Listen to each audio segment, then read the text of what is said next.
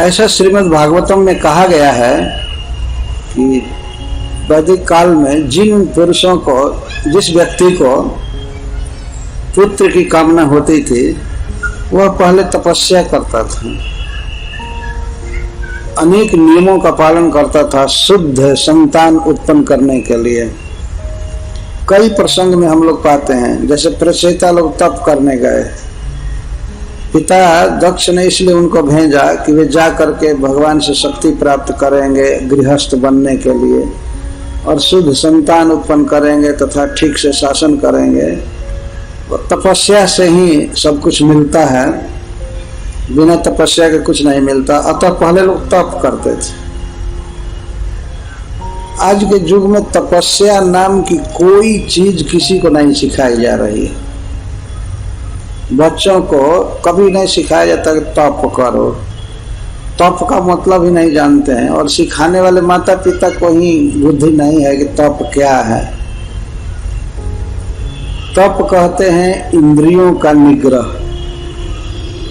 आँख, कान, नाक, रसना और आँख, ये सब जितने भी हमारी ज्ञानेंद्रियां हैं, इनकी विषयों के तरफ प्रवणता होती है, विषयों की तरफ झुकी रहती है। तो उनको विषयों से रोक करके और अच्छे कार्य में लगाना, या कम से कम उनको रोक देना गलत विषयों से, इसको तपस्या कहा गया है। जैसे वाणी से गलत बात नहीं बोलना, दूसरे का अहित करने वाला वचन न बोलना, दूसरे का चित्त दुखाने वाली बात न बोलना, इसको श्री भगवान ने गीता में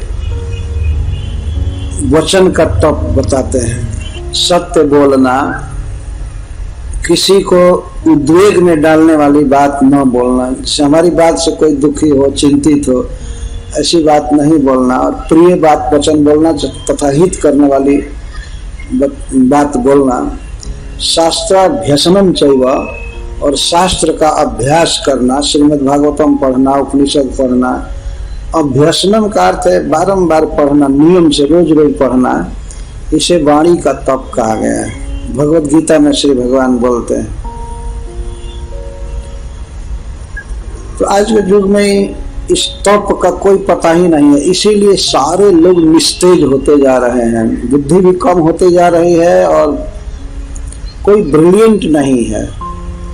आप कह सकते हैं कि नहीं एक से एक ब्रिलियंट लोग हैं, कंप्यूटर जानते हैं, ये जानते हैं, कंप्यूटर बहुत जानते, कंप्यूटर में जो कुछ है वही है, उनके दिमाग में वो चीज नहीं है। उनका दिमाग ही खाली होकर के कंप्यूटर में चला गया। किसी को जोड़ने को कहिए, जल्दी में जोड़ने को कह दीजिए कि ये बताओ कि 7 और 7 कितना होगा, तो पहले सोचेंगे, सोचना पड़ेगा। वो भी कोई नहीं बता सकते हैं, वो कंप्यूटर से या कैलकुलेटर से जोड़ेंगे तब बताएंगे। ऐसा देखा गया है आंख से, पर्सनल। यह स्थिति हो गई तो ब्रिलियंस कहाँ रहा, क्या तेज रहा लोगों में? इसलिए तेज नहीं है कि मन एकाग्र नहीं है। मन की जो स्वाभाविक शक्ति है वो सुप्त है।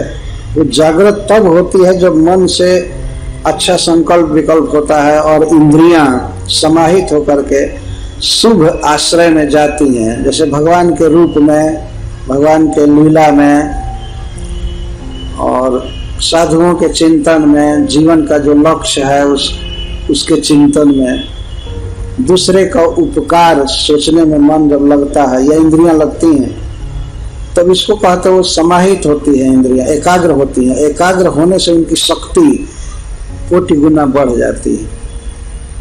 ये उपाय है। अतः जो व्यक्ति गृहस्थ बनना चाहता था वह भी तप करता था। ब्रह्मचारी तो तप करते ही थे, या जिन्हें संन्यास लेना होता था ब्रह्मचर्य के बाद, तो वो तो तप करते ही थे। तप ही उनका सबसे बड़ा बल होता था। पर गृहस्थों के लिए भी तप अनिवार्य है। मनु महाराज पुत्र कामना से तप किए। आज के युग में कोई सोच सकता है सोचे कि हमें विवाह करना है, हमें योग्य पुत्र पैदा करना है, तो इसके पहले हमें ब्रह्मचर्य का पालन करना चाहिए। अपने इस शक्ति को बाहर नहीं जाने देना चाहिए। अपने वाणी को, अपने आँख को, कान को संयमित रखना, भगवान का भजन करना, इसको तप कहते हैं। उन्होंने पुत्र प्राप्ति की कामना से तप किया, और वो भी 100 वर्षों तक। आज के युग में मनुष्य को इन सब बातों से सीखना चाहिए। तप करना है, तप हमारे जीवन का अभिन्न अंग होना चाहिए। जैसे हम खाते हैं, पीते हैं, सांस लेते हैं, वैसे तप करना मतलब इंद्रियों को भगवान की सेवा में लगाना, भगवान का नाम जप करना, भगवान का दर्शन करना, उनकी कथा सुनना, उन्हें प्रणाम करना, एकादशी का उपवास करना, ये सब सीखना चाहिए है तप। श्रील प्रभुपाद जी कहते थे कि 4 नियम का पालन आज के युग में यही बहुत भारी तप है। नो मीट ईटिंग, मांस वास्तव में न खाए कोई व्यक्ति जो लंपट बदमाश आदमी है, मांस न खाए तो माना जाएगा कि वो तपस्वी है। इतना स्टैंडर्ड गिर गया है, क्या किया जाएगा। और वो भी नहीं करते, मांस खाते ही जाते हैं। मांस नहीं खाना एक तप है। No meat eating, no gambling, जुआ नहीं खेलना ये एक तप है। और नो इंटॉक्सिकेशन, शराब नहीं पीना। तो जो व्यक्ति शराब नहीं पीता है वास्तव में वो अगस्त जी जैसा तपस्वी, शराब न पिए। खास करके शराब पीने की आदत हो और शराब छोड़ दे, तब तो वो तो प्रकृति को ही पार कर गया है, माया को पार कर गया है। ऐसा करे ये सब बहुत भारी भारी तप है। और नो इलिसिट सेक्स, अपनी पत्नी के अतिरिक्त कभी भी स्वप्न में भी किसी स्त्री के साथ कोई संबंध न होना, यह ये बहुत बड़ा तप है। इन सब को तप कहते हैं। श्रील प्रभुपाद जी ने बहुत प्रैक्टिकल बताया है, ये तप है। और उस पर भी यदि भगवान के 16 माला का नाम जप किया जाए, भगवान के नाम का 16 माला किया जाए, तब तो परम तप है, दिव्य तप है। तप से ही हृदय शुद्ध होता है, सत्व शुद्ध होता है। और हृदय जब शुद्ध होता है तब ब्रह्म सुख प्राप्त होता है। अप्राकृत आनंद, भगवान का जो आनंद वो प्राप्त होता है, जो अनंत है। ब्रह्म सौख्यम त्वनंतम।